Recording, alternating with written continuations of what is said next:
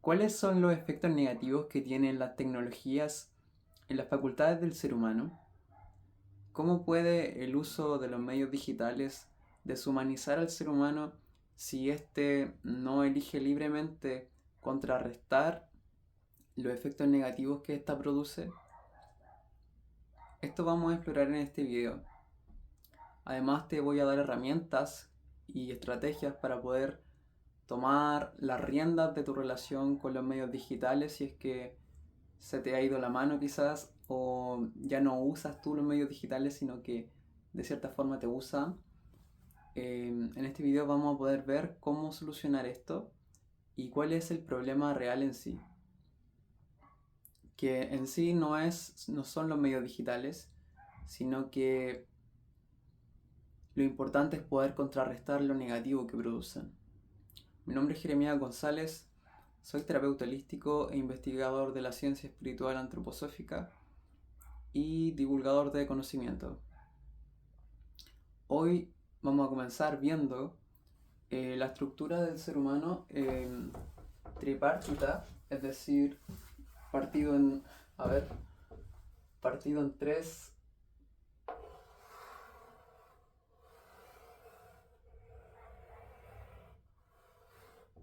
Vamos a ver que el ser humano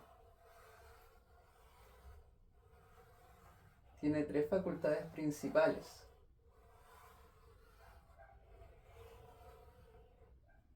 Entre ellas está el pensar,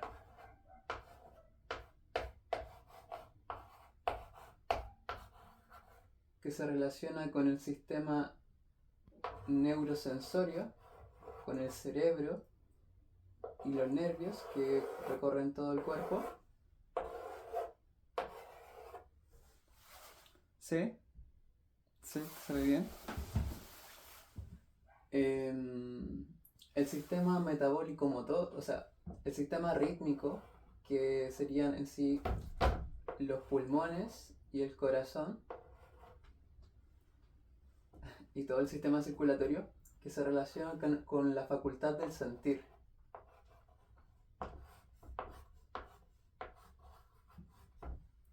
Y el sistema metabólico motor, que serían en sí el sistema muscular, o sea, los músculos, y el sistema digestivo, lo que sería la extremidad de lo que nos permite el movimiento, el hacer en el mundo. Entonces, las tres facultades del ser humano son el pensar, el sentir y el hacer. El pensar, el alma humana en sí ocupa como instrumento el sistema neurosensorio, es decir, el cerebro y los nervios para poder pensar. La sede del sentir, podría decirse, está en el corazón y en el sistema rítmico, los pulmones y el corazón, ya que ahí todo es rítmico. Y la sede de la acción o del hacer estaría en el abdomen, en el sistema metabólico, ya que ahí hay mucho movimiento, mucho calor, mucha voluntad, mucho fuego, y en los miembros, en los brazos y en las piernas. Por lo que vemos que tenemos estas tres facultades y que en sí toda tecnología, desde una tiza hasta una tablet, una aguja, lo que sea, todo produce una transformación en la conciencia del ser humano. Todo afecta a estas facultades y de cierta forma afecta también la vida moral, social del ser humano.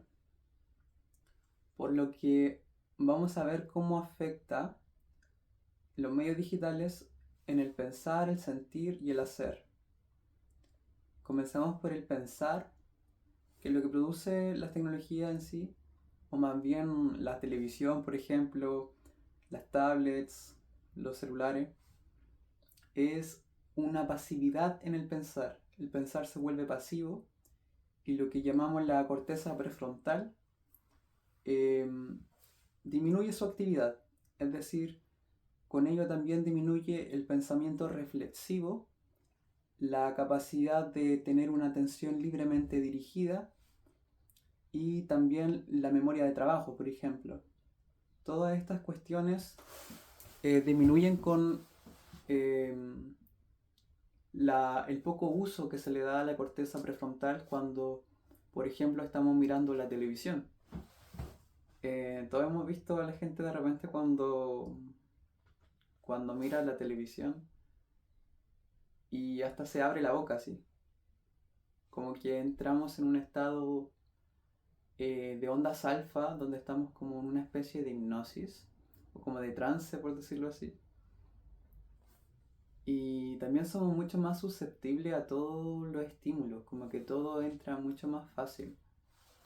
Y en sí, las tecnologías también favorecen la pasividad en el pensar y el debilitamiento de la memoria, cuando por ejemplo no nos esforzamos en aprender como lo hacíamos antes. Por ejemplo, antes para obtener un conocimiento debíamos ir a la biblioteca y movernos y poder leer diferentes libros, autores y hacer un análisis comparativo y poder obtener de ahí conclusiones. Y ese trabajo que era más profundo se volvía muy personal. Y también lo podemos hacer hoy en día, obviamente. Pero ese trabajo personal y que es más profundo, como que nos dejaba grabado de cierta forma, o nos queda grabado cuando hacemos eso. Y, por ejemplo, lo contrario a esto sería que buscamos cualquier cosa en Google y rápidamente lo olvidamos porque lo obtenimos como fácilmente. Y lo que rápido viene, rápido se va. Entonces, esa es una de las consecuencias también. Nos esforzamos poco quizás por recordar cosas porque también está todo muy al alcance de la mano. Como en un clic, me meto al celular, busco en Google cualquier cosa y no tengo que esforzarme en memorizar porque está disponible. Entonces, esas son como algunas de las cuestiones con respecto a la pasividad del pensar. Vamos a ver también los antídotos para esto, cómo poder, en este caso, fortalecer el pensar. Más primero vamos a continuar con los efectos, con los problemas en sí, o con, sí, con el problema que surge con las tecnologías. Con respecto al sentir, lo que sucede es que el ser humano tiene facultades imaginativas, capacidad de formarse imágenes. Entonces, por ejemplo, yo cuando estoy constantemente recibiendo este tipo de imágenes que son creadas por la industria, como por ejemplo algunas películas de Hollywood o la televisión, o bueno, en sí casi todo lo que hay en los medios digitales, ya sean redes sociales, son imágenes que me provienen desde afuera. Si me viene desde afuera, significa que yo no participo en su creación. No es lo mismo, por ejemplo, que yo lea El Señor de los Anillos, que yo lea, por ejemplo, Harry Potter y la Piedra Filosofal, y me forme estas imágenes dentro de mí y vea los personajes de una forma. Yo creo el escenario, creo los personajes, creo los gestos, en mi alma, en mi interior. Y sucede que, por ejemplo, cuando yo veo una película, yo no creo ninguna imagen. Simplemente la crean los directores, los animadores, los editores. eh, no participo en el proceso. Bueno, por una parte tenemos este lado de que no participamos en el proceso de crear la imagen, sino que nos viene dada desde fuera. Y lo otro es que, es, por ejemplo, el contenido de las imágenes no es el mismo contenido que en sí necesita el alma humana como alimento. Porque, por ejemplo, un alimento sano, imaginativo, por decirlo así, es el de los cuentos de hadas. Hay, por ejemplo, un cuento que es el de los ducados de oro, que es como un cuento para niños pequeños. Nos habla, por ejemplo, de el origen del ser humano, acerca del propósito del hombre, de su misión aquí en la tierra, y son un buen alimento en sí. Los cuentos de hadas, las buenas narraciones, las buenas historias de fantasía, son un sano alimento para el alma y fortalecen. Es como beber de una fuente de la eterna vida, ¿sí? O de un elixir sagrado. Y bueno, es algo que el niño necesita, los cuentos de hadas, pero que el adulto también lo necesita. En sí todos tenemos esta necesidad en nosotros de estas imágenes verdaderas, que encierran verdades. Y pensemos lo que imagina un niño, por ejemplo, de 6 años cuando se le dice el dragón que cuidaba el castillo. El niño se crea una imagen diferente cuando escucha a esta imagen que crean los directores de la película. Entonces, en sí, cada uno crea como es el dragón que puede enfrentar. Cada uno se crea las imágenes como que le corresponden a sí mismo, como que le corresponden a su etapa. El cine en sí y la televisión como que apela a lo más instintivo, a lo más instintivo, terrenal del ser humano, como para captar su atención, con fines lucrativos al final. Y bueno, esa sería la segunda consecuencia, que sería un debilitamiento de las fuerzas de la imaginación. La tercera consecuencia, que es muy obvia, tiene que ver con el debilitamiento de la voluntad. Es muy evidente, yo creo, que cada vez estamos como más flojos, por decirlo así. Como que la tecnología cada vez nos pone más fáciles las cosas. Por ejemplo, tengo hambre, en vez de pararme y ir a comprar verduras y preparar una comida, puedo simplemente pedir algo por internet y no hacer todo ese movimiento. Existen aplicaciones para absolutamente todas las necesidades que tenemos, para buscar pareja, aplicaciones para ubicarse geográficamente, para trabajar, para poder transportarse, comer, todo. Entonces cada vez es como menos necesario, como necesidad, el movimiento. Y cada vez es una elección más que una necesidad, el moverse. Y como vemos, el movimiento está ligado a la voluntad. Cuando yo me muevo, estoy ejerciendo mi voluntad. Pero si yo dejo de moverme o mi movimiento cada vez se reduce más, cada vez mi voluntad es más débil. ¿Cómo vemos este debilitamiento de la voluntad? Lo vemos como, por ejemplo, las adicciones. Adicción, por ejemplo, a los medios. El siempre tener que estar revisando la pantalla del celular. O cuando, por ejemplo, estamos haciendo algo y interrumpimos lo que estamos haciendo para revisar el celular, o de repente estamos hasta muy tarde con el celular o con el computador sin que nosotros lo hayamos previsto, como, como que nos sucede, como que si nos enganchara, y no somos a veces capaces de negarnos las cosas, que nos cuesta decirnos que no a ciertas cosas también. Y no digo esto para criticar, sino como para dar visibilidad al problema que surge con la tecnología.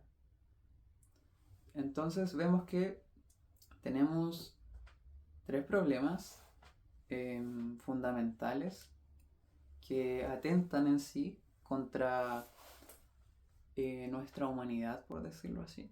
Mencionar antes de pasar a, a las soluciones, a los antídotos, rápidamente que la inteligencia artificial, por ejemplo, atenta con lo más preciado, diría yo, que es el pensar. El pensar es esa facultad que nos hace humanos, esa facultad de poder tener conciencia de mí mismo que no tiene ningún otro ser. Es decir, ningún ser por debajo de nosotros, como los animales o las plantas o los minerales. Solo el ser humano es autoconsciente dentro de los reinos de la naturaleza. Y que, por ejemplo, si yo no ejercito mis músculos de los brazos, estos se debilitan. Lo mismo sucede con el pensamiento. Si yo no ejercito esta capacidad de resolver problemas, de, por ejemplo, redactar cosas, de hacer el esfuerzo de crear, por ejemplo, un documento, un plan de negocios, una estrategia, si yo todo eso se lo traspaso al chat, estoy debilitándome, no estoy ejercitándome. Entonces, ¿qué pasa? Que la creatividad se empieza a estancar, nos volvemos menos creativos, nos hacemos dependientes del chat, en este caso de la inteligencia artificial, y, y no es positivo al final si lo usamos de esta manera. Yo prefiero en lo personal poder utilizar eh, mi propio pensamiento y quizá ir más lento que otras personas que crean quizá un artículo o un proyecto en un día o en rato. Prefiero hacerlo yo y darme el trabajo de investigar a que lo haga una máquina por mí, porque al final eso es lo que hace, es como eh, crea algo que a mí me tardaría más tiempo y está bien, o sea, creo que es una herramienta que se puede utilizar para el bien, pero que si la uso mucho yo, o cualquier ser humano en sí, lo que va a llevar es a un debilitamiento del pensar. Cada vez mi pensar va a ser más débil, cada vez voy a tener menos fuerza para llevar mis ideas más allá. Y en sí, lo que quiero transmitirte con este video es que podamos fortalecer nuestra alma. ¿Para qué? No para aislarnos, no para que ver la tecnología como algo malo, sino que más bien fortalecernos. Si nos fortalecemos podemos vivir en el mundo, no necesitamos aislarnos, decirles que no a la tecnología, podemos usarla. Más para eso debemos cuidar también que no nos deshumanice. Bueno, quisiera decir que el contenido que estoy mostrando, que estoy presentando, proviene de un libro de Sergei Prokofiev que se llama La relación con Rudolf Steiner, el misterio de la piedra de la fundación. También esta información proviene de un artículo publicado por la Asociación para el Desarrollo de la Medicina Antroposófica de Colombia. Y bueno, Sergei Prokofiev propone que el antídoto para el pensar es lo que Rudolf Steiner llamó la ejercitación anímico-espiritual del pensar, que es ocuparse de los contenidos de la ciencia espiritual de forma seria, como podría ser la lectura de algunas de sus obras fundamentales, como también recomendó que todo autor difícil, todo autor que exigiera un esfuerzo para la comprensión de su contenido, eh, era útil para fortalecer el pensar. Para esta ejercitación quisiera recomendar estas dos obras, La teoría del conocimiento implícita en la concepción goetheana del mundo y Verdad y ciencia, un preludio para la filosofía de la libertad. Y luego, claro, la filosofía de la libertad. Más no la tengo, pero esas tres obras recomienda Rudolf Steiner leerlas con seriedad y dedicación como una forma de ejercitar el pensar. Bueno, ese es nuestro primer antídoto para el pensar. Para el sentir, tenemos la lectura de textos de la fantasía, por ejemplo, como los libros de Tolkien, como son El Hobbit o El Señor de los Anillos. Otra forma de fortalecer las facultades imaginativas es mediante lo que Prokofiev llamó el arte verdadero, que lo que él recomendó fue la práctica de la euritmia, el arte del movimiento y del arte de la palabra, que ambas disciplinas o artes en sí provienen de la antroposofía. También me gustaría incluir pinturas, el acuarela, el arte terapia en sí ayuda a desarrollar estas fuerzas imaginativas y son un buen alimento para nuestra alma. Y finalmente, para fortalecer la voluntad, Prokofiev decía de que el único como antídoto es la decisión de meditar para poder contrarrestar este debilitamiento de la voluntad. Por lo que también Rudolf Steiner dio durante su vida varios ejercicios que ayudan a fortalecer nuestra voluntad. Son ejercicios de concentración y ejercicios de desarrollo interior. Quisiera mencionar algunos de forma acotada, como por ejemplo el ejercicio de la retrospección nocturna, que se basa básicamente en que antes de irme a dormir me siento para no dormirme y observo lo que he hecho desde lo último que hice hasta lo primero que hice por la mañana, es decir, de forma inversa. De esta forma se produce un educamiento de la voluntad también, porque lo más normal es ir desde que me levanté hasta que me acosté. Así que eso es lo que haríamos, recopilaríamos todos los eventos del día sin evaluar si fueron buenos o malos, sino que de forma imaginativa, es decir, como imágenes que se van sucediendo una a la otra. Otro ejercicio son los de el dominio del pensar, por ejemplo, que consiste en hacerme de un objeto, por ejemplo un bolígrafo, y con este objeto pensar yo sobre el objeto, cuál es su función, cuáles son sus materiales, cómo fue ensamblado, cómo es el formato de distribución, es decir, cómo se presenta a la venta este producto, cuál es su color, cómo es su forma, toda esta información, hacer una cadena de pensamientos acerca de un objeto físico real y no permitir que se entrometan pensamientos ajenos. En eso consiste el ejercicio y lo que hace es que voy desarrollando esta conciencia sobre cuando yo pienso, cuando yo elijo pensar, contrario a cuando me sucede el pensamiento, que ya sean recuerdos, ya sean pensamientos sobre las cosas que veo del mundo exterior, que se diferencian por completo a, por ejemplo, cuando yo quiero pensar en algo que yo quiero pensar en sí, cuando pienso en algo que ni siquiera está visiblemente a mi alrededor y mantengo esos pensamientos durante un tiempo. Nos ayuda a poder lograr esa diferenciación y ese dominio del pensar. Pueden mencionarse más ejercicios, como por ejemplo el del dominio de la voluntad, que consiste en elegir una acción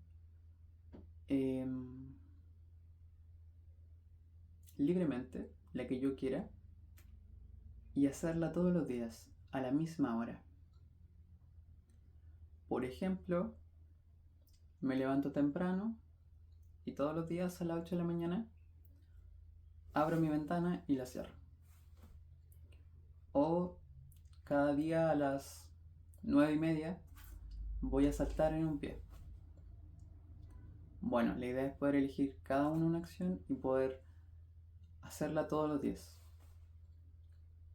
Estos son ejercicios de concentración y de desarrollo interior que forman parte de los ejercicios fundamentales o de los ejercicios preliminares para la meditación.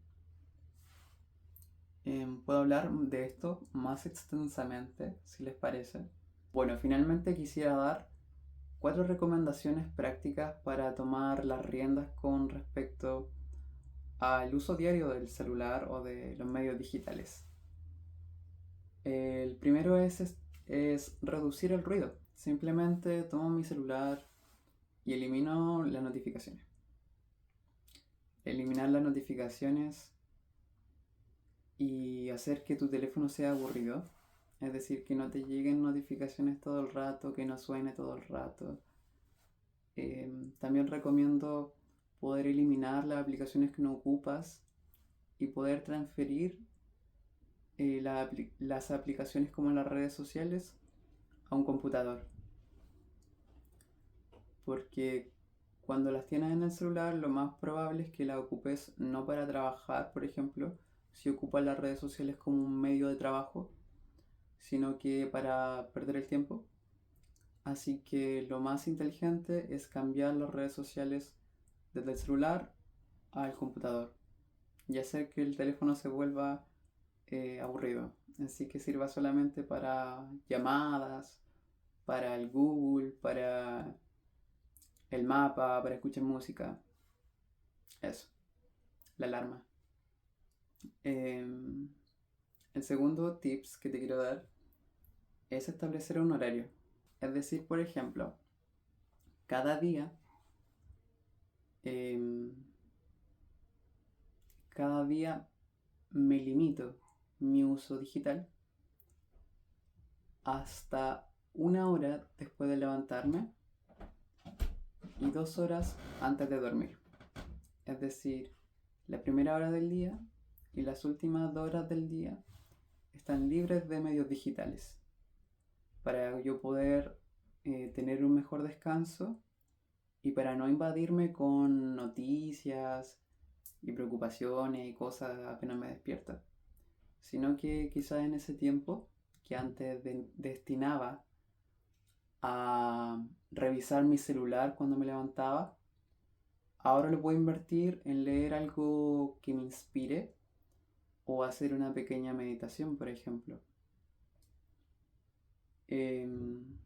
Bueno, eso sería el segundo tip, establecer un horario. También puedes, por ejemplo, decidir a qué hora vas a trabajar en redes sociales. Por ejemplo, voy a trabajar de las 9 a las 10 de la mañana. Voy a subir algunas ofertas a mis redes sociales. Voy a responder los mensajes. Y eso. O por ejemplo, si también quieres aprender usando los medios digitales, bueno, desde las 8 hasta las 11 de la mañana voy a estudiar, voy a ver videos, voy a leer artículos con descanso entre medio. La idea es poder determinar cuándo lo ocupo y cuándo no. Por ejemplo, me gusta ver películas, entonces elijo en la semana un bloque o 2 días, 2 bloques, donde veo una película. Digo de las 5 a las 7 de la tarde, los días domingo, por ejemplo, voy a ver una película. La idea es poder mudar el entretenimiento también al mundo físico. Por lo que en vez de llevar, por ejemplo, tu celular a cualquier parte, a todas partes, te recomiendo llevar un libro a todas partes. Cuando llevas un libro a todas partes, te vuelve un mejor lector. Lee más. No lleves tu celular a todas partes. Este es el tercer punto. Elige momentos a propósito donde no estés con tu celular. Sal a caminar, por ejemplo, y no lleves nada. Simplemente sal con los bolsillos vacíos, camina y vuelve a casa y está contigo. Aprendamos a independizarnos de los medios, que no sea necesario que los llevemos a todas partes. Yo lo que hago es tengo por ejemplo el velador o la mesa de noche, como se le llama en algunas partes. En mi velador dejo mi celular. Esta técnica se la escuché a Cal Newport o Calvin Newport, un hombre que habla mucho del minimalismo digital. Él le llama la cabina telefónica, que consiste en elegir un lugar donde dejas tu celular, un cajón, y simplemente cuando lo necesitas ocupar, vas y lo sacas de ahí, lo ocupas y lo vuelves a dejar ahí. Entonces no andas con tu celular a todas partes. Y es sorprendente porque a veces uno va y saca el celular y es como un automatismo y se da cuenta que no hay nada que hacer en realidad y que lo tomaste porque está como un hábito en uno. Pero poco a poco uno se va independizando más del celular porque al final se ha vuelto como un integrante de la familia, como una parte de uno, como siempre llevarlo a todas partes. Y está bien, es como no te quedas aquí y ahora voy sola. Y bueno, finalmente quisiera decirte que respetes, como último tip, el cuarto, o más bien el séptimo, que respetes los horarios que pasas sin tecnología. Ya que cuando tú no respetas, por ejemplo, que me digo, ya, voy a trabajar escribiendo este artículo y mientras escriba no voy a revisar ni el correo, ni WhatsApp, ni nada. Y bueno, durante una hora voy a estar escribiendo. Entonces, luego de que pasa esta hora, voy a poder revisar mi WhatsApp o quizás mis mensajes.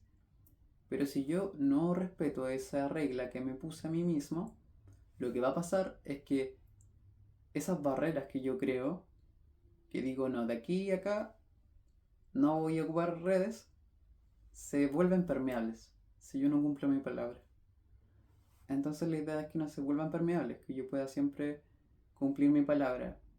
¿Y qué sucede entonces si yo quiero ocupar, o más bien si necesito enviar un mensaje urgente durante mi periodo de escritura?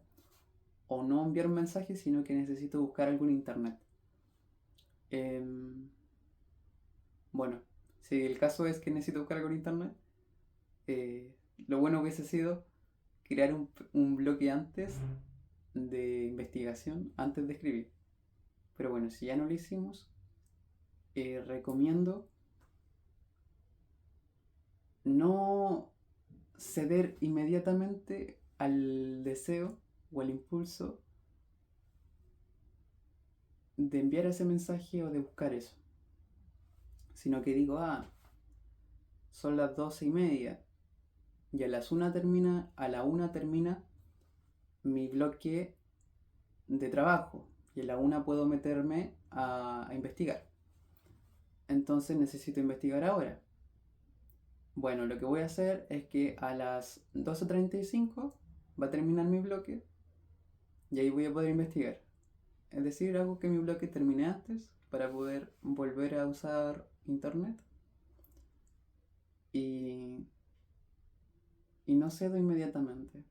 Porque eso como de que quiero revisar un mensaje y me meto al tiro, como que fomenta ese automatismo. Quizás puede sonar un poco como muy riguroso o como muy exigente o frustrante quizás, pero se vuelve normal. Se vuelve normal con el tiempo el que me pongo límites, po. Si al final saber ponerle límites a los demás también es saberse poner límites a uno mismo. Y eso demuestra una voluntad fortalecida, una voluntad que nos impulsa a hacer las cosas aun cuando no queremos hacerlas. Así que espero que te haya servido, que haya llegado hasta aquí y te agradezco por tu tiempo. Estos fueron 7 pasos para poder tener un mejor autodominio con respecto a las redes sociales y 7 pasos para no deshumanizarte, para poder tener las riendas con tu relación digital. Así que te agradezco mucho y nos vemos pronto.